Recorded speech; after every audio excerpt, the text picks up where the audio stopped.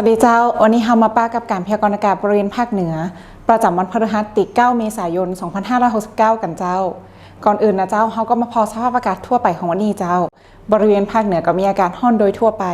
และมีอากาศร้อนจัดหลายพื้นที่กับมีฟ้าหลวในตอนกลางวันเนื่องจากความกดอากาศต่ำจากความร้อนตีปกคลุมบริเวณประเทศไทยตอนบนเจ้า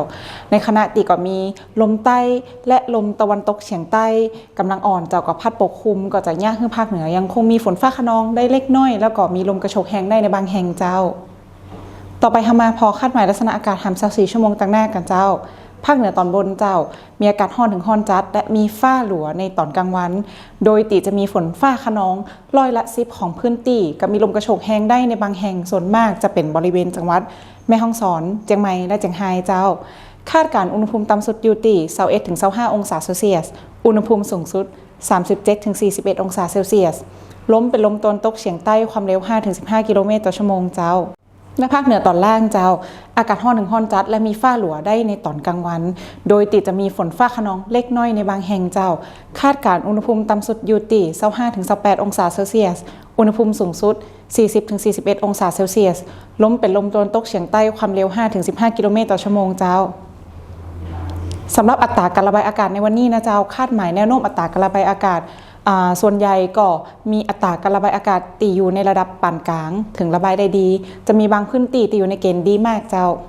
ในระยะนี้ภาคเหนือของเราก็มีการสะสมของฝุ่นละอองหรือหมอกควันอยู่ในเกณฑ์ที่เกินมาตรฐานเนื่องจากมีความหนาแน่นของจุดความร้อนบริเวณภาคเหนือและบริเวณใกล้เคียงเจ้าก็จะมีอากาศมีน้ำหนักมากกว่าความสามารถของอัตราการระบายอากาศเจ้าและสุดท้ายนี้เจ้าก็ของให้พ่อแม่พี่น้องดูแลรักษาสุขภาพเนื่องจากสภาพอากาศร้อนถึงร้อนจัดโดยหลีกเลี่ยงการย่าการหรือการประกอบกิจการโล่งแจ้งเป็นระยะเวลานานเจ้ารวมทั้ง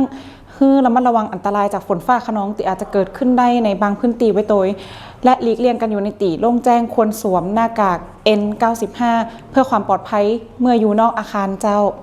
และถ้าหากมีข้อสงสัยเกี่ยวกับสภาพอากาศสามารถสอบถามได้กระทำศูนย์อุตุนิยมวิทยาภาคเหนือได้เบอร์โทรศัพท์0532777919หรือสามารถติดตามข่าวสารผ่านทางเว็บไซต์ Facebook และ TikTok ของศูนย์อุตุนิยมวิทยาติขึ้นได้ตามหน้าจอนี้เลยเจ้าและสำหรับวันนี้ก็ขอลาไปก่อนเจ้าสวัสดีเจ้า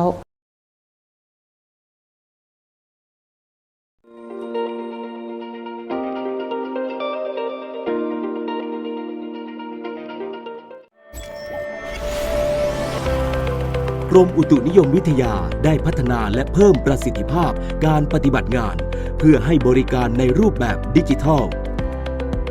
เพิ่มขีดความสามารถในการตรวจเฝ้าระวังพยากรณ์อากาศแจ้งเตือนภัยธรรมชาติล่วงหน้าได้อย่างแม่นยำ